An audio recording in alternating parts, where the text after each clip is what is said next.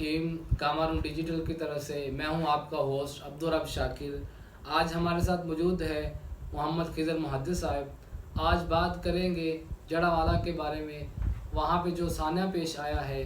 تو آج ہم چلتے ہیں, پوچھتے ہیں محمد خضر محدث صاحب سے کہ ان کا کیا اظہار خیال ہے. جی بہت شکریہ آپ کا کہ آپ نے مجھے اظہار خیال کے لیے بلایا. دیکھیں یہ جو جڑا والا کا واقعہ ہے, یہ فیصل آباد کی تحصیل ہے جڑا والا. یہ جو یہاں ایک بہت ایک عجیب و غریب سا ہی واقعہ پیش آیا ہے, اس کی جتنی بھی مذمت کی جائے وہ کم ہے. دیکھیں یہ جو واقعات میں ایک تو جو الزام جن پہ ٹھہرایا گیا ہے وہ دو جو مسیح نوجوان ہیں, جس میں سے ایک 31 سالہ یاسر بھٹی نام کا کوئی ایک نوجوان ہے جس نے بیہودہ کلمات بکے ہیں, بے حرمتی کی ہے قرآن پاک کی.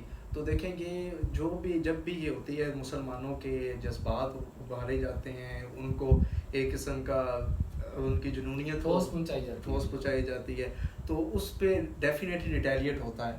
تو اس کے ریٹیلیٹ کے پیش نظر لیکن یہ ہے کہ یہ جو ریٹیلیٹ ہوا ہے یہ اتنا نہیں ہونا چاہیے کہ لوگوں کی فیملیوں پہ نقصان ہو, لوگوں کو گھر پہ چھوڑنے پہ مجبور ہو گئے. ایون ڈیٹ کے جو وہاں موجود تھے سائی برادری, وہ انہوں نے اپنے گھر چھوڑ کے دوسرے جگہ گئے, چلے دوسرے گھروں میں گئے, کوئی گھر جل گئے. ایون ڈیٹ کے وہاں جو 4 جو ہیں ان کے چرچز وہ تو بالکل طور پہ تباہ ہو گئے ہیں, جس پہ سے باقی جو اور متعدد ایسے ہیں جو جزوی طور پہ تباہ ہوئے ہیں, جن کو آگ کے آتش نظر کر دیا گیا. آپ کا کہنے کا مطلب ہے گھروں پر اور ان کے عبادت گاہوں پہ اور ایسا نہیں ہونا چاہیے. اس طرح کے واقعات دیکھیں ہمارے ہاں رونما ہوتے رہتے ہیں. دیکھیں 2 سال پہلے جب پرینتھا کمار کا جو سیالکوٹ میں ادھر پاکستان میں جاب کر رہا تھا, شری لنکا سے آیا ایک اوورسیز, تو وہ بھی پاکستان میں اس کو بھی اسی مذہب کے نام پہ ہی قتل کر دیا گیا تھا, لیکن اس کے کوئی ایسے دلائل تو نہیں ثابت ہوئے تھے. اسی طرح اگر آپ 2009 میں جائیں تو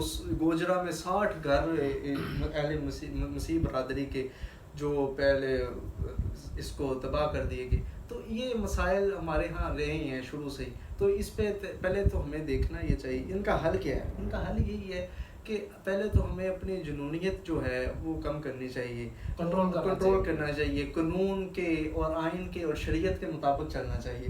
اگر ہم دیکھیں نبی کی سیرت سے دیکھیں تو جب سینٹ کیتھرین کا وفد آپ صلی اللہ علیہ وسلم کے پاس آیا, انہوں نے کہا کہ ہمیں پناہ چاہیے, تو وہ حالانکہ کرسچن تھے رہبر جو آئے, تو وہ انہوں نے کہا جی کہ ہمیں پناہ چاہیے. تو ان کو نہ صرف پناہ دی گئی بلکہ ان کو حفاظت بھی دی گئی.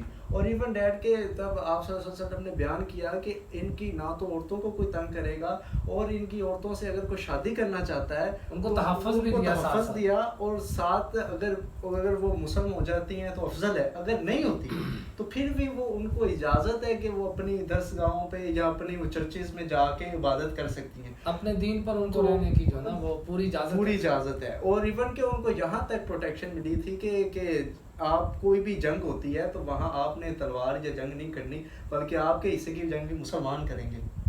تو اس لیے ہمیں اپنے نبی کی سیرت پہ چلنا چاہیے, اس سے ایکسیڈ تو نہیں کرنا چاہیے کہ لوگوں کے گھروں میں دیکھیں یہ ایک, اور ہمارا آئین بھی اس چیز کی اجازت نہیں دیتا کہ اب دیکھیں پاکستان میں مسلمان تو سیف ہیں, 96% جو آبادی ہے ہماری وہ مسلم ہے, تو 4% ہے جس میں ہندو, عیسائی اور بھی دوسری دیگر جو سکھ برادری وغیرہ ہیں. تو اس کا ایک میں بھی جب بھی دیکھیں اس کا نقصان کیا ہوتا ہے. نقصان جب ہوتا ہے نا, اب ریاست کو تو اتنا نقصان نہیں ہوتا, نہ پاکستان کے شہریوں کو نقصان ہوتا ہے. اصل جو نقصان ہوتا ہے جو پاکستان کے اوورسیز پاکستانی ہیں جو باہر رہ رہے ہیں دوسرے ممالک میں ہیں, وہ ادھر سے تو روزگار کمانے گئے ہیں, لیکن ان کو پابندی سلاسل کیا جاتا ہے, ان پہ مختلف سی پابندیاں عائد کی جاتی ہیں جو ان کے لیے بڑا مشکل پیش آتی ہیں.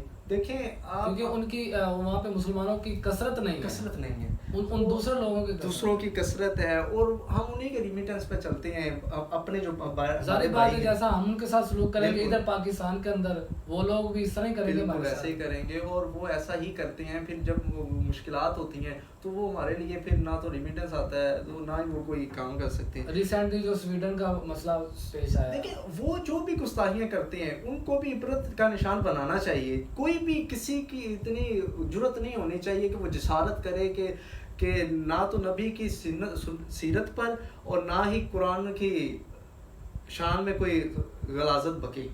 किसी को इतनी जुर्रत नहीं होनी चाहिए। बिल्कुल ऐसे। जहाँ ना जो ख्वाह वो हमारी टेरिटरी में मौजूद है, ख्वाह वो हमारी टेरिटरी में नहीं है, वो आउटसाइडर है।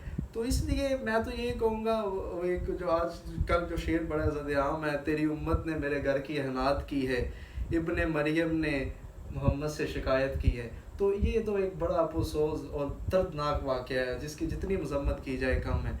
और बस ये है कि हमें सब्र से काम लेना चाहिए, हम्बल से, कि जो भी अगर इस तरह की कोई नाज़ेबा हरकत करता है तो उसको फौरी तौर पे कानून के हवाले करें। और आप देखें 100 से ज़्यादा लोगों पे मुकदमा दर्ज हो गए हैं, 600 से ज़्यादा, बल्कि 100 से ज़्यादा तो गिरफ़्तार कर चुकी है रियासत। तो लेकिन ये देखें उनमें से भी बहुत सी ऐसे क्या क्या आएगा वो तो आगे आपको नज़र आएगा।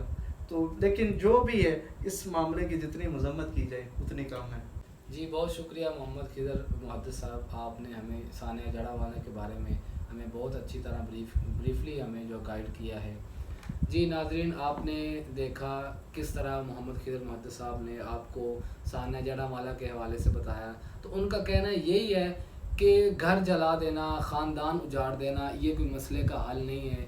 ये एक प्रॉपर तरीके से हमारी रियासत को चाहिए कि एक प्रॉपर तरीके से ये एक रूल और उसूल बना दिया जाए जिसके तहत कुरान मजीद की बेहुरमती करने वालों के साथ जो अंजाम किया जाए ये रियासत को करना चाहिए।